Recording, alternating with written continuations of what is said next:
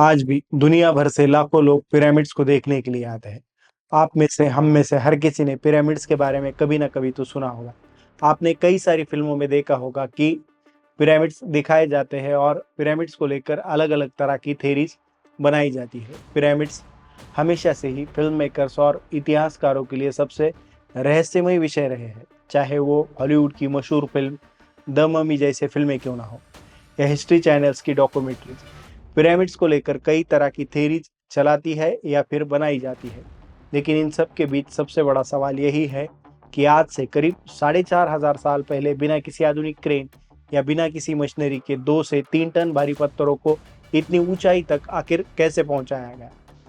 इसके रिसर्चर्स मानते हैं कि गीली रेत पर एक स्लेज यानी कि रैंप का इस्तेमाल किया गया। ये एक बहुत ही जटिल सिस्टम का इस्तेमाल किया गया था। ये 4,500 साल पुराना अजूबा है। इसकी ऊंचाई लगभग 147 मीटर ऊंची थी और करीब 4,000 सालों तक ये दुनिया की सबसे ऊंची मानव निर्मित संरचना थी। इसका वजन लगभग 6 मिलियन टन है, जो आज के दुनिया के किसी भी बिल्डिंग से सबसे ज़्यादा है। लेकिन सबसे बड़ा सवाल और रहस्य यही है कि उस दौर में बिना किसी क्रेन या बिना किसी मशीनरी के इसे कैसे बनाया गया। आप इमेजिन कीजिए, अगर आप 4 रूम का घर बना रहे हैं या फिर मकान बना रहे हैं तो उसके लिए कितना समय लगेगा और वर्कर्स कितने चाहिए। उस हिसाब से ये करीब 4,000 सालों तक दुनिया की सबसे बड़ी मानव निर्मित संरचना थी, वो भी ऐसे ज़माने में जहाँ कोई मशीनरी नहीं थी। इतने भारी भरकम पत्थर आखिर किस तरह से लाए होंगे और कैसे इस विशाल वास्तु में यानी कि संरचना में लगाए होंगे, वो भी ईसा पूर्व 2560 में। इसे ईसा पूर्व 2560 या 2580 के दशक में मिस्र के राजा फेरो यानी कि खूफो द्वारा बनवाया गया था। ये नाइल नदी की पश्चिमी तट पर स्थित है।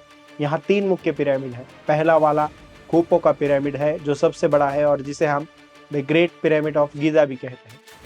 दूसरा खापरे का पिरामिड और तीसरा मेनकोर का पिरामिड। ये तीनों पिरामिड दुनिया के सबसे ऊंचे पिरामिड्स में से एक है। मिस्र के लोगों का मानना था कि इंसान के मरने के बाद एक जीवन है। इस थ्योरी पर उनका विश्वास था। पिरामिड राजाओं के मकबरे के रूप में उन्हें बनाया गया था, ताकि वो अगले जीवन के लिए यानी कि मरने के बाद जो आफ्टर लाइफ होगी उसके लिए खजाना रखा जा सके। यानी कि मरने के बाद जो भी लाइफ होगी उसके लिए ये सारी चीजें वो वहाँ रख देते थे, उन्हें जमा किया जाता था और मकबरों के बाजू में रख दिया जाता था। लोगों को जब तक पिरामिड को लोगों ने ठीक से नहीं समझा, तब तक लोगों को भरोसा नहीं था कि ये इंसानी बनावट है। इसे लेकर लोग सोचते थे शायद यह संरचना इंसानी नहीं बल्कि इसे एलियंस ने बनाया है। ऐसा सोचने के पीछे की वजह संरचना इतनी विशाल और भारी थी। महान पिरामिड ऑफ गीजा के अधिकांश पत्थरों का वजन औसतन लगभग 2 से 3 टन है। हालांकि पत्थरों का आकार और वजन भिन्न हो सकता है, इसलिए जब आकार भिन्न होता है तो पत्थर का वजन 2 टन से लेकर 15 टन या फिर इससे भी अधिक हो सकता है। कुछ विशेष पत्थर जैसे Kings chamber of granite block के पत्थर का वजन 50 टन से लेकर 80 टन तक भारी हो सकता है और औसतन वजन 2 से 3 टन माना जाता है। इसमें लगभग 5 से 6 मिलियन टन चूना पत्थर यानी कि लाइमस्टोन और 8,000 टन ग्रेनाइट का उपयोग हुआ है। थ्योरी के अनुसार गीली रेत स्लेज बनाकर इसे इस्तेमाल किया गया। एक थ्योरी के अनुसार गीली रेत में अगर पानी मिलाया जाए तो फ्रिक्शन कम किया जाता है, जिससे भारी पत्थरों को खींचना आसान हो जाता है। मिस्र के पिरामिड निर्माण के संदर्भ में सबसे ज़्यादा लोकप्रिय थ्योरी यही है। हालिया कुछ प्रयोगों से पता चला कि सूखी रेत पर घर्षण अधिक होता है, लेकिन अगर उसी रेत में 5 से 10% पानी मिलाया जाए तो ये घर्षण यानी कि फ्रिक्शन आधा हो जाता है और इसी कारण इसे कैपेबलरी बल कारण संभव हो जाता है और ऐसा माना जाता है कि इसी के कारण ये संभव हुआ।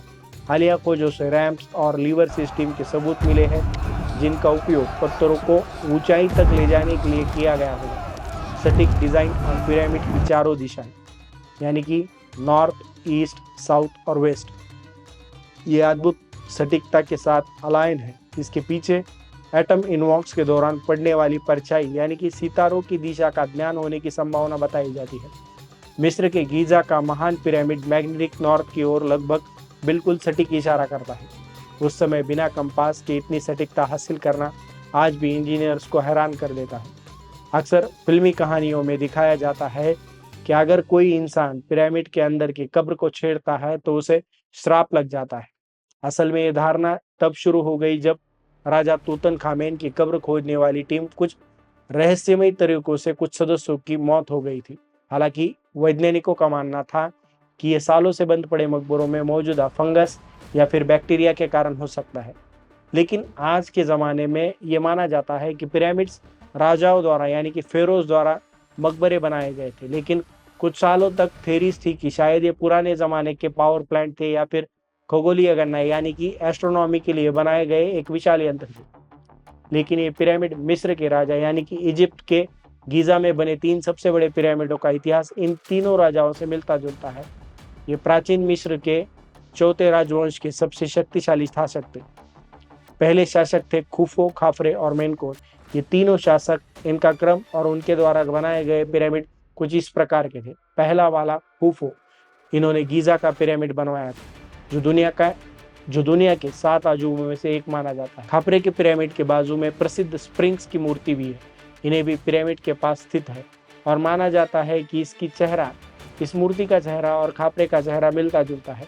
तीसरा पिरामिड मेनकोर का, ये खाफरे के बेटे थे और खुफू के पोते। इन्होंने गीज़ा का तीसरा सबसे छोटा और पिरामिड बनवाया था। ये एक शानदार शासक थे और ताकतवर राजवंश था जिसने मानव इतिहास में अपनी सबसे अद्भुत निर्माणों की छाप को पीछे छोड़ा है। मिस्र के प्राचीन पिरामिड, विशेष रूप से गीज़ा के महान पिरामिड, गुलामों द्वारा नहीं बल्कि कुशल मजदूरों द्वारा बनवाए गए थे।